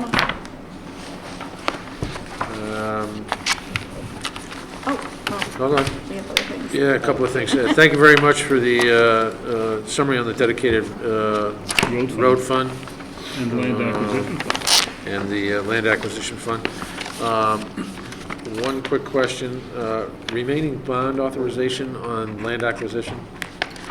I won't hold you to it, so, Yeah, I don't remember, but it's not very much. No. Maybe $1.2 million, yeah. something like that. Okay. And there are no acquisitions on the map at this point, land acquisitions? Not that I'm aware of presently. Well, There are a couple. one or two pieces of property that I'm not at liberty to talk about. Because they're in negotiations, that makes sense. Nothing substantial. Okay. Medical benefits. Another tough month, exceeding our projected claims. Any stop-loss stuff in there? I noticed there was nothing on No. the, I did not get the report from Anthem. okay. As of late this afternoon, I still didn't have a number. the, stop As loss. soon as I get the number, I'm going to, add it to the report and send it both to the Board of Selectmen and Board of Finance, because we're all very anxious to see where we are. Right. I suspect that the claims are going to start to drop off a little bit as more claims Hit the get stop picked loss. up by the stop loss. Okay. But I don't have the numbers in front of me, and forgive me if I phrase this wrong, but I think that we kind of had an estimate, and Anthem had an estimate. I think as we're going along so far, we're a little closer to our estimate. oh, it's hard to tell at this Okay. point in the year. It's a little 'cause there's early, really 4 months in. Yeah. We will probably come closer to our estimate. Okay. But don't forget, Anthem had about 5 different estimates last year. They started very, very high, and then it got Yeah. better as we negotiated, as we got closer to the claim pick that they use, and then we lowered our stop loss. So Can't remember their number, though. I thought it was around 18 or something. there were so many. Yep, okay. I'm just curious, though, how we, how it all ends up. All right, golf course? Anything? I was just curious, I don't know, is the golf course, because it's a kind of a dark period where it hibernates during the Yeah, winter? it's kind of tough to play out there now. Yeah, yeah. There are some people It's a little who get a 45 breezy degree rain. day, they go out, but, Joe, how long does the course stay open? They're probably going to close right before Thanksgiving, Yeah. this weekend. This weekend? If not right after Thanksgiving, I was told. I Have they think ever this looked week at- is a little bit too cold, but that's me. Have you ever looked at how cost-effective it is to stay open that little bit later? Yeah, that's the It problem. I mean, seems to taper right off. when you keep the weather maintenance changes. guys going, but the pro shop guys, you have to pay if you keep it open, and they don't make much money anyway. And then the course takes a beating in the cold weather. It does, it does. And the green fees, if you're not a member, if you're a member, it doesn't matter, but the green fees have been reduced substantially because after rebuilding 3 of the tees, they reduced the green fees quite a bit because you're playing on temporary tees anyway. So you're not going to get much revenue from those A places. suggestion, I'm looking in terms of our operating revenue this year versus last year this time, and I'm seeing some areas where leagues, for instance, last year at this time, it was $2,049 that came in. We're down to $1,200. Maybe if the golf course would somehow promote leagues, encourage maybe with reduced fees, but to get more leagues to be there, that could improve our bottom line. The other things that I'm noticing that membership has dropped off. So if we focus in on getting more members, increasing more leagues, our concession has dropped off, maybe changing what we have in the concession stands, maybe the kind of food that we offer is not really that appealing to the golfers. maybe, looking at all those areas? Well, that's an easy one, Peter. They don't offer any food. Oh, is that what it is? There's drinks. There's just, there's a cooler with drinks in If it. you had beer, That's it. if you had beer there, you'd probably sell an awful lot more. Yeah, and, well, the problem is you're too close to the school Yeah. to serve alcohol, so you can't do that. It does have its constraints, unfortunately, because of its location. They don't have a snack bar. How about those vendor sandwiches that they have, like ready to eat? Those are always Yeah. appealing. Yeah, you don't know them sandwiches. I don't know how long they'll stay in there. But certainly, we can bring those suggestions to the... But I mean, the fact that we've lost, that's significant in terms of percentage, the revenues that we've lost in the leagues and membership, and then, concessions, we're down $1,000 in concessions, $1,200. Between all of those, you're talking, $5,000. Obviously, it's not gonna put us in the black, but those are areas. Well, I don't know, I'm looking at the July to October report, this fiscal year. Yep. And the revenues, unless I'm looking at a different report, are higher this year versus last year on a fiscal year basis. Peter, you were looking at the calendar year, I'm looking 1/1/2014? Comparative statement operation, January, October. Right, that would be January, October. And Joe, you're Okay. looking at July I'm to looking at a more October for current current fiscal one, year. which would be July to October, Okay. which I think would give a better picture. We were actually thinking that maybe that January report could be discontinued. I think it can be. We added seem to it be at one operating- point. I know that. I remember that years ago when we added. Well, I think the reason we did that was because the golf season really spans 2 fiscal years. Yeah. That's why we did an annualized, a calendar annualized report to see year over year, because it's tough to look at, what they do in, through June 30th, and now what are they doing July 1st on. That's why we put that report together in the Yeah. first place, was to get it. But, Peter, then if you look at your report, which is on a calendar year, revenue on a calendar year is still higher in 14 versus 13. Largely as a result of what they're classifying as events. Are events tournaments? Yeah, no, what events are outings, like the St. George Men's Club, the Rotary Interact, that sort of thing, the VFW. That's why I had them break it out, so we get a little better picture of where the revenue's coming from. So I'm assuming those probably, that 7,700 in events was probably in green fees last year? Last year, they were part of green fees, yes. Or, well, actually, in 13, I don't think they didn't have, Have any of those events?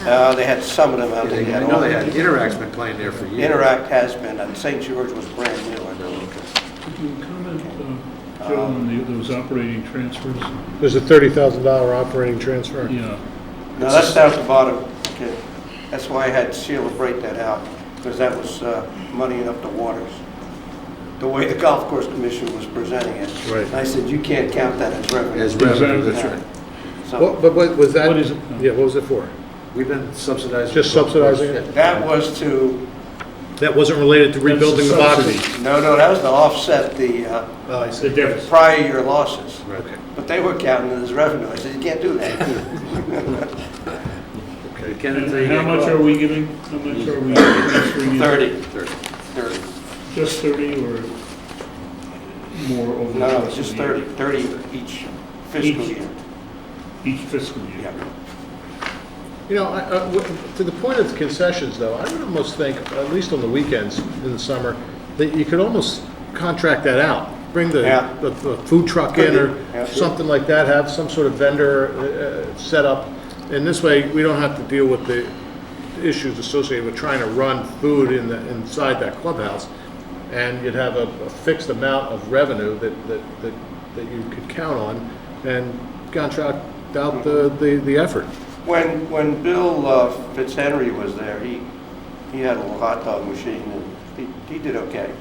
But, Yeah, but That I think was a part of third party, I think a third party would be the perfect yeah, solution. and there again, goes to what you are saying, that was part of his revenue. Yeah, but if he's not doing it He anymore. ran it. Yeah. Okay. And, Well, look, if you're I mean, all passing these on ideas, ideas- you're welcome to pass it on to the commission. They're looking for ideas. We could always bring in the John Favreau truck. Exactly. Look, Madison has a lot of, That'll lot of do fruit the vendors, I'm sure one or two would like to come over here. I bet they would. Anyway, Thank you. Anything further, Sheila? Anything else you want to tell us? Well, no, You sure? Looked like you were I ready. was going, You good? yeah. Thank you. Is there a motion to approve the bills for the town for the month of October in the amount of $1,945,454? So moved. Second. All in favor? Aye. All opposed? Any abstentions? Any recusals? Nope. Okay, thank you. Thank you, Sheila. All right, item 7, committee reports. Mike, is there anything else you want to add on the Guilford High School Building Committee? I do. I was able to attend the workshop on the 28th of October and their actual meeting. They have workshops and then they have regular meetings. Right. And that was on November 10th. Yeah, I think it would just be good to let you know kind of where it stands. Obviously, you've seen the numbers, but some things that they were reporting that were actually the meeting minutes for October 28th, I just printed them out, but highlighted a couple of items. Things like the electrical room was nearing completion, water and gas was run to the building, the electrical service and the primaries were put in. They are heavily involved in the drywall right now. The drywall is basically driving the schedule. They have to get that done. Are they tight to the weather yet? There's still windows going in, but wherever I think they're enclosed. Most of those glass. I think I don't know if they're temperature controlled yet, if the rooms are at a certain level yet. But there are windows that have to go in. Is there a risk of doing drywall before you're tight to the weather? Not this time of necessarily, year? no. It's dependent on the area of the buildings, and what they're doing is they'll As they get it temperate or climate controlled. They'll do the drywall and then they'll move on. All the glass It's walls really have the been installed? finishes that get really bad if you're not in a temperate setting. Yeah, drywall you could do within like a certain temperature range of 20 to 30 degrees. Painting you can do within a 10. Right. So, but don't quote me on those numbers. It's been a while since I wrote a spec. And the curtain wall testing was beginning. There was a comment about the FF&E and doing well.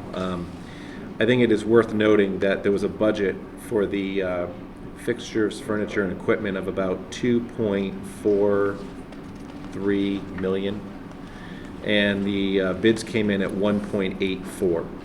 So it was about a 25% less, which was much more than was expected. So that's kind of some of the good news that comes out of some of the bidding climate that we're in right now. That was from the 28th, and then on the from the November 10th meeting, just the FF&E purchase orders were probably planned in December to be done. It would have to go to the Board of Selectmen, obviously, to do that. And they're looking about a $1.8 million approval to move forward with purchase orders. I had mentioned about 60% plus or minus on the progress of the construction.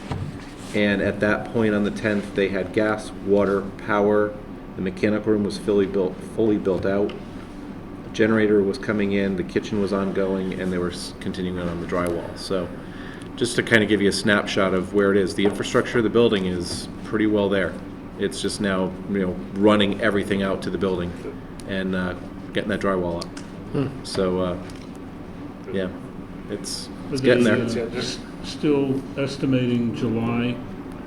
They're completion? estimating, as far as I know, it's still a June-ish timeframe because they need to get. They're hoping for 2 months in the building. I don't know the exact date, the exact schedule. I believe it's June 15th. They're tracking to. That would be an occupancy certificate? I believe it Something would be. similar? Don't quote me on that, but I believe it would be because that's when they want to get FF&E in and start getting school fit out, ready for. I think Just in time for think summer school.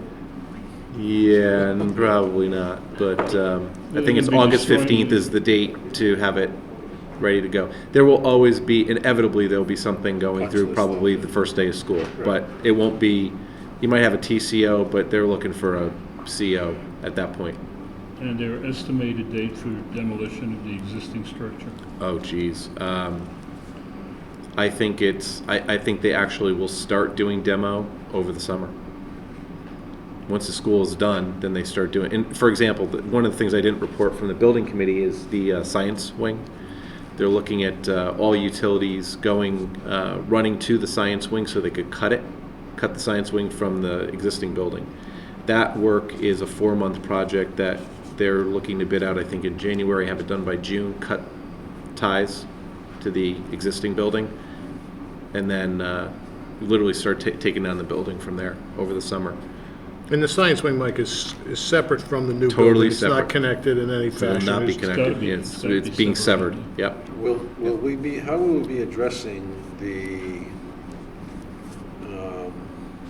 investment in the science wing? I know it's not part of the standing building committee because it's not part of this high school project. It's not part of the high school project, but if anything, it's part of, and Joe, this is where I gotta look to Joe and Sheila on this, but it's town money, but I think I mean, the building committee is looking at the science wing. They are reviewing, they're reviewing some of the progress in terms of the technical Yeah, aspects of it. they're, Not the programming or anything no, they're not. with the town. Really, it's Cliff's project, and we do have $400,000 in the capital plan Plan for that. That's what I that thought. we're going to go out to bond in April, Right, okay, which we might revise right. come And that- February. Yeah, and that, assuming it gets approved through the bonding, which most likely will. Right. That project needs to get done before the weather turns, correct? 'Cause if they're gonna cut No, supply- No, the utility. Go ahead. Hey, Go ahead. The utility routing is being designed or has been designed right now. Right. And that's Cliff's portion, and that's going to come out of school funding, Okay, okay, on his maintenance budget. right. And if Paul was here, he'd confirm Right. that. And also, the cost of rerouting the utilities Okay. is coming out of the school site maintenance budget, Okay, okay? And then the rest is going to come out of the town right. budget, with the understanding the $250,000 that was earmarked from the high school project, Right. not be used in the high school project, but Because we through- weren't demoing that site, yeah, the demo portion right, will go come over towards. to the town, and this means we reduce the appropriation of the $92,800,200 Right. from that appropriation. And whoever has to do it comes over to the town Town side. side. So now we're looking, instead of 400, we're looking at 650,000. 1,000. And I still would like a little more of a cushion. Right. All right, Big and hit. also, I've, besides Rick Maynard on the town side, I've also asked Jim Portley Right. to kind of ride herd over the project too, Right. with his guys. So just a quick follow-up. Rerouting the utilities, fine. Does that include putting a new electrical panel in there? Mhm. Yep. Okay. Does It's got to stand rerouting, on its own. does that include a new heating system? Yeah, I believe so. Yeah, it's all core.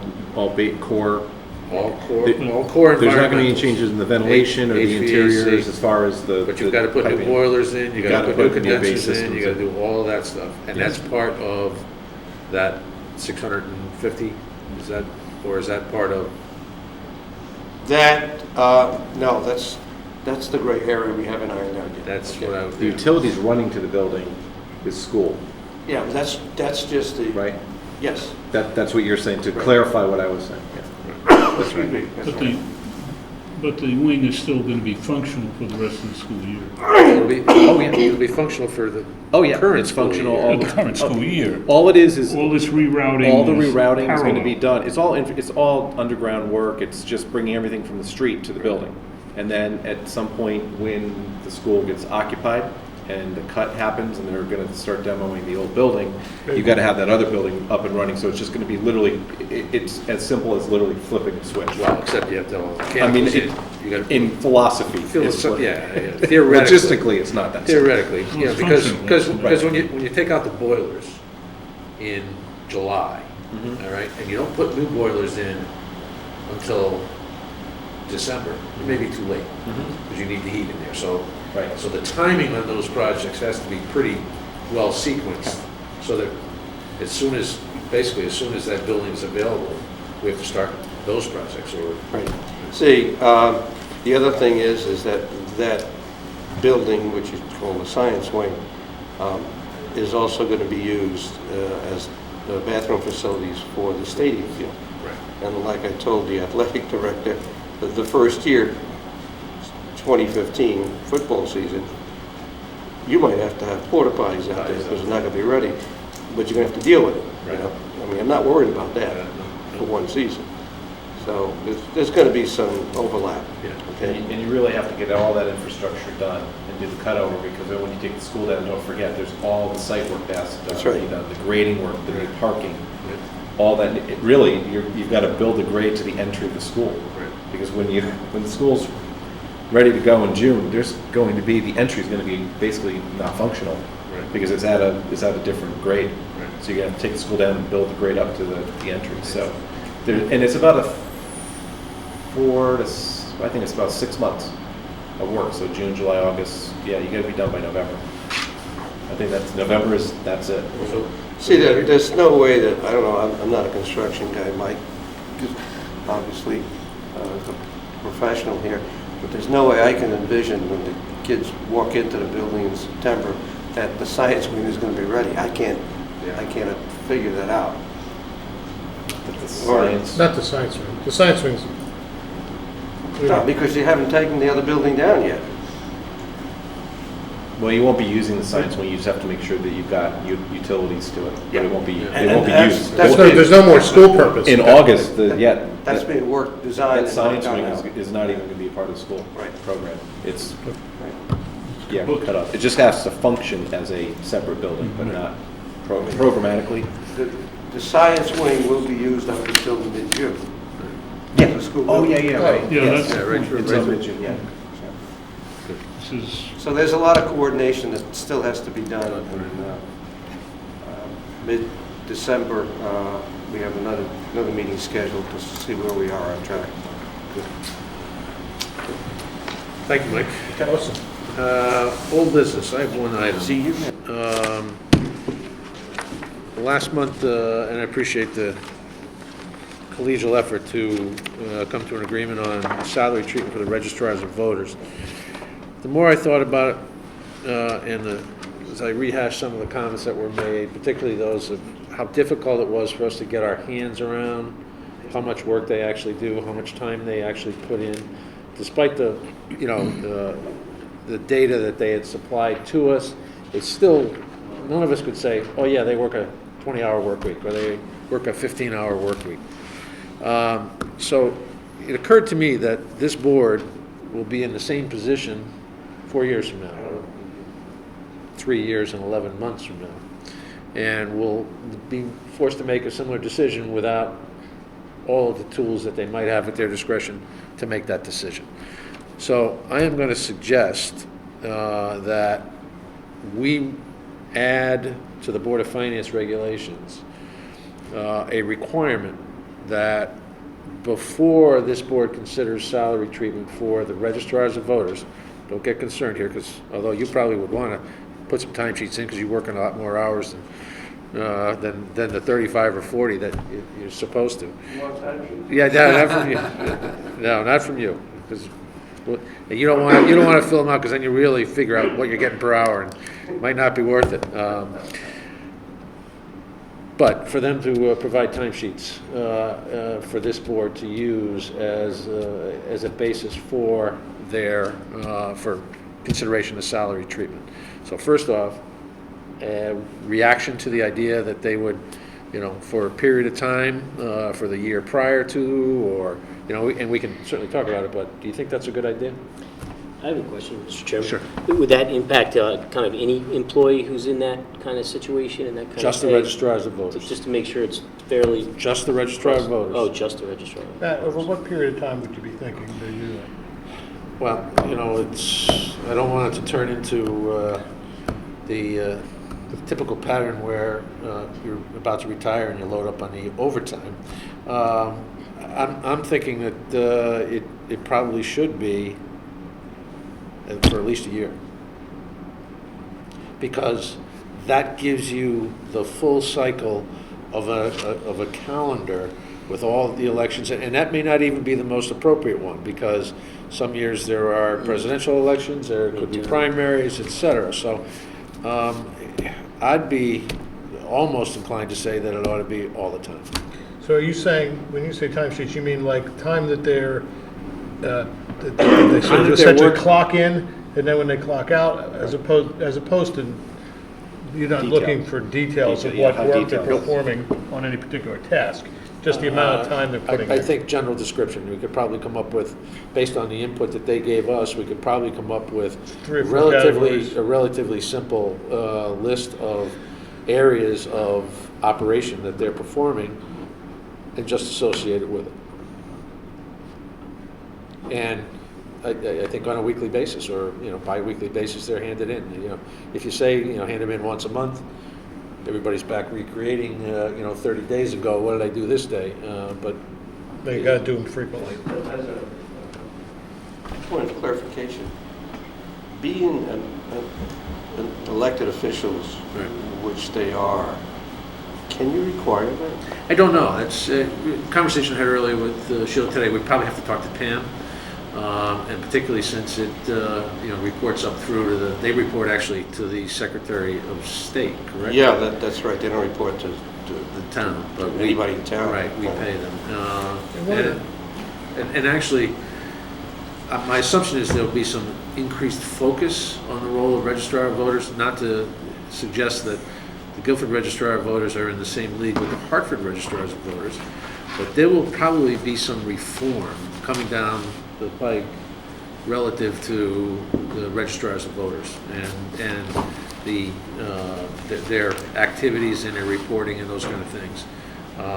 But I just don't, again, I'm not sure I feel as comfortable, would feel as comfortable 4 years from now saying, I really know how many hours they work and what it's worth. Now, take it for what it's worth, just a suggestion. If people want to think about it for a month, we can certainly talk about it next month. Or if you have initial reactions. I think it'd be helpful to see the number of hours per week, especially as the fluctuations go. Election time, I can't imagine some of the hours that they are putting in during election time. But then there's slow periods, and there's probably going to be a curve that goes up and down. My concern is just the level of detail that it would get into. I think it's helpful to know the number of hours. I don't know if it's really helpful for me as, on the board to say, okay, well, you did this task, this task, this task, this task, for this week, and that, and if there's 2, 3, 4 items that you could kind of categorize it under, maybe, but it would have to be broad. I'm sort of coming back to this. It could be, sort of perceived as some sort of a management, micro. I don't know. So they It did, seems to me weird. I mean, I'd be interested in admin, election, very broad categories like that. they did provide in their proposal for a wage increase. Yep. They did provide an outline of what they accomplish each year. Perhaps a simple report every 2 years would give you Well, I some sense actually of took it. what they gave us, and I actually computed what it comes out to on an hourly basis. And basically, a job is defined as a 20-hour, weekly job. But, they were shortchanged because what they did, basically, I came out to 10.5 hours a week. That's, based in terms of what information was provided to me, Right. or to all of us. But it is, it is it's a salaried position, and the amount of the workload is very seasonal. You know, obviously in the summertime, there's probably very, very little, except for people that are coming into town to register new voters. But then, you know, come November and October to September, it's pretty hectic. So obviously, it's not ever going to be a 40-hour per week job, not in Guilford, unless you combine Guilford and Madison and Let's not Branford. go there. Yeah, that's not good. Is there an hourly requirement on other employees? Yeah. With their salary, there's a minimum hour, or, you know, is it thought of as a Elected salary or a stipend Not for or flat compensation for the work? This is not a payroll, you know, a requirement for you to get your payroll check every 2 weeks or Right, every week. right. That's not the intent here. The intent here is to give us an opportunity to better gauge the workloads associated with it. And one of the questions I had with the information that was supplied to us was, can some of that work be done during their office hours? There were a lot of project work that was listed out, that they have to do this kind of thing for the Secretary of State, they have to do this. Well, how much of that is done during their traditional office hours each week? As opposed to, you know, your natural inclination is, oh yeah, there's all these other projects, they're doing them outside of their office hours. Good question. Okay? Again, I am not questioning the veracity of the information they gave us. I only bring this up because it was difficult for all of us to gauge what this job is really worth. It's an evaluation tool. And not quality, but it's No, just, it says nothing to do with it's- quality. it has nothing to do with the quality of the work they're doing. It has to Exactly. do with just how are you evaluating her in comparison, I think also to other communities. I just wouldn't want to get it detailed. That's my only I concern. wouldn't either. Well, we all know that they're having problems in Hartford, but they can't really do anything about it as an elected position, and they just have to deal with it. I mean, Well, as I said earlier, the Secretary of State has ultimate responsibility for that role, and there will probably be some changes to the control over those functions. A, to just ensure the integrity of the voting process. B, to deal with situations like Hartford, where they have 3 registrars of voters, which I don't understand. Hey, maybe we can start with the Secretary of State and see if there's, Yeah. you can put any restrictions like that, Restrictions on it, or any requirement, I shouldn't say restrictions. That's a good point. Yeah. All right. I could certainly reach out to the Secretary of State's office. If you just run it by Pam, see if she thinks that there's, We could ask her tomorrow to look at yeah, it. that'd be good. All right. So, food for thought. Anybody else with old business? New business. One item that I have, subcommittee time.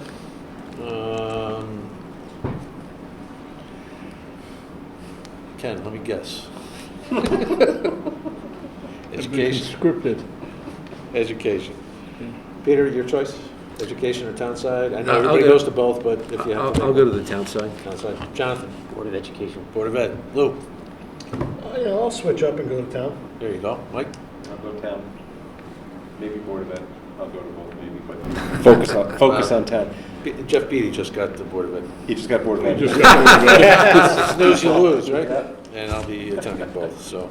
Tracy, you have that, so. We have the date, too, the first meeting. And, well, Ken, would you represent us as the chair for that subcommittee? Be happy to. Thank you. I believe we're meeting an hour or two ahead of our December December meeting. But I don't know where. Do you know, Tracy, where we're I meeting? think it's here. To be determined. I thought it was here. They usually Typically reserve- downstairs. It's usually In front, to the downstairs, left, yeah. Mhm. At the Right. fireplace. Should we put the Typically. fireplace on again this year? You know, when they're not there, I'm going to be surprised. Then I'm going to say, where is it? And I get the text message? Where's Yeah, I'll be the last to know. Great. Anybody else with new business? Public forum? I'll entertain a motion to adjourn. Just a reminder that we have our public hearing on Thursday. Yes, thank you. 8:30. Public hearing on capital projects or capital plan is on Thursday for those of us who can make it. 8:30 at the Selectmen's Room? Yep. Thank you for that That's this reminder. Thursday. entertain a motion to adjourn. Oh, so moved. Second? Second. All in favor? Aye. All opposed? Abstained? Recusals?